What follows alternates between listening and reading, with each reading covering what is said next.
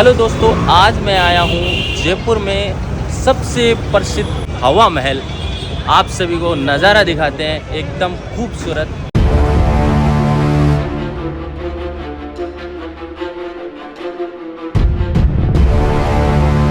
इस हवा महल की वास्तुकार लालचंद उस्ता ने की थी और इसका निर्माण सन 1799 में महाराजा स्वाई प्रताप सिंह ने अपने शासन काल में करवाया था। महाराजा स्वाई प्रताप सिंह श्री कृष्ण जी के भक्त थे। इसी वजह से इस महल को बाहर से देखोगे तो आपको मुकुट जैसा नजर आएगा। इस महल के चारों भागों को अलग अलग मंदिर का नाम दिया गया है। इसके सबसे निचले भाग को शरद मंदिर कहते हैं, जो सर्दियों के समय में सारे कार्यक्रम यहाँ किए जाते। और सेकेंड फ्लोर पे रतन मंदिर, जहाँ राजा महाराजाओं द्वारा हीरे मोती के प्रदर्शन लगाए जाते। थर्ड फ्लोर की बात करें, यहाँ पर विचित्र मंदिर है जहाँ पे श्री कृष्ण जी की पूजा की जाती। और फोर्थ मंजिल पर आने के बाद प्रकाश मंदिर, जहाँ पर सूर्य और चंद्रमा के संबंधित त्योहार मनाए जाते। पांचवी मंजिल पर हवा मंदिर, जहाँ चारों ओर से शानदार हवा आती है। यहाँ सामने की तरफ एक फुहारा बनाया गया है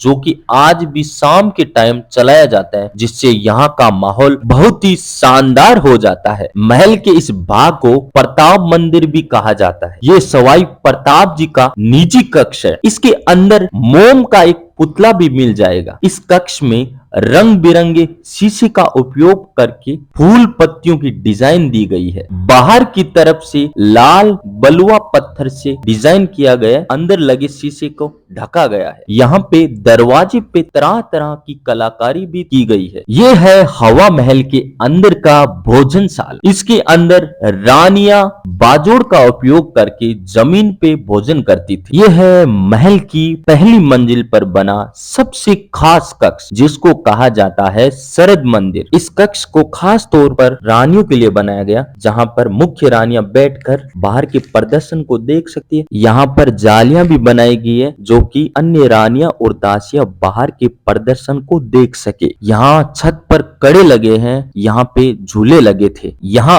ऊपर जाने के लिए इस तरह का रास्ता बनाया गया है। इस रास्ते का उपयोग करके रानियां ऊपर जाया करती। उनको ऊपर जाने के लिए व्हील चेयर का उपयोग किया जाता था। उस समय रानियां भारी आभूषण और वस्त्र पहनती थी, इसलिए व्हील चेयर का उपयोग दो दासियां आगे से और पीछे से पकड़कर चलती थी। यहाँ जमीन पर रैंप इसलिए बनाया गया जिससे व्हील चेयर को ग्रिप बनाने के लिए आसानी हो। महल के इस भाग को रतन मंदिर कहते हैं। इस कक्ष में भी रानियां सामने होने वाले प्रदर्शन को देखा करती थी। रतन मंदिर को रंग बिरंगी कांच से बड़ी खूबसूरती से बनाया गया है। छोटी छोटी खिड़कियां भी बनाई गई है। यहाँ पे जो भी त्योहार और कार्यक्रम हो, यहाँ से रानियां और दासियां देखा करती थी। यहाँ छोटी छोटी दुकानें दिख रही है, वहाँ पे आम जनता अपनी दुकानें लगाया करती थी। ये जो झरोके है, यहाँ पे खड़े होकर रानियां बाहर होने वाले कार्यक्रम की तैयारी को देखा करती थी। उस समय पर्दा चलती थी, लेकिन नीचे वाला शख्स रानियों को देख नहीं सकता था। इस विचित्र मंदिर को खास तौर पर श्री कृष्ण जी की पूजा अर्चना के लिए बनवाया गया था। ये जो सामने कड़े दिख रहे हैं, वहाँ पर श्री कृष्ण जी को झुलाया जाता था। अब चलते हैं महल के सबसे ऊपरी मंजिल पर, जिसको कहा जाता है हवा मंदिर। यहाँ जाने के लिए इस तरह की संकरी सीढ़ियां बनी हुई है। जैसा कि आपने देखा, ये हवा मंदिर इस महल की छत पर बना है। यहाँ पर ताजी ताजी यहाँ से चारों ओर से काफी अच्छी हवा आती है। ये जो सामने इमारत दिख रही है, वो है सिटी पैलेस, जहाँ आज भी जयपुर के राजा रहते हैं। इसके बगल में है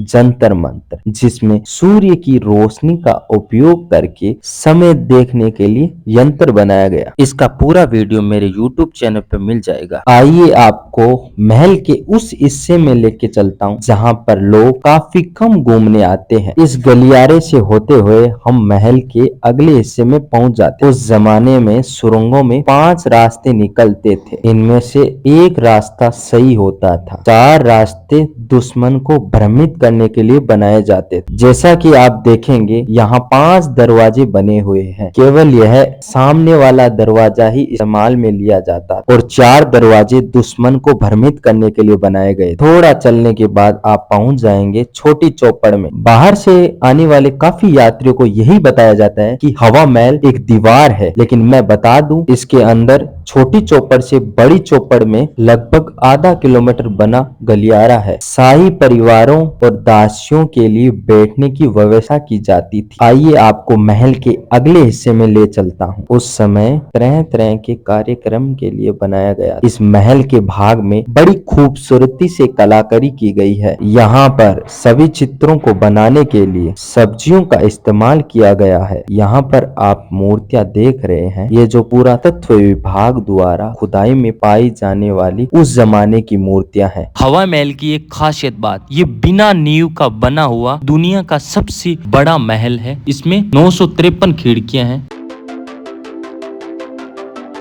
रेस्टोरेंट में खाना खाने के बाद यहाँ पान वाले के पास मीठा पान खाएंगे, फिर रूम पे चलेंगे। रूम पे आ गए हैं। हम आ गए हैं दुर्गापुरा, जो कि यहाँ पे रूम है। यहाँ की कचौड़ी खा के पुचके की प्लेट बन चुकी है, एकदम शानदार। डालडा फैक्ट्री दुर्गापुरा। सिंधी कैंप आकर फिर सीकर की ओर रवाना होंगे। यहाँ से चाय पी के फिर निकलेंगे सीकर की ओर।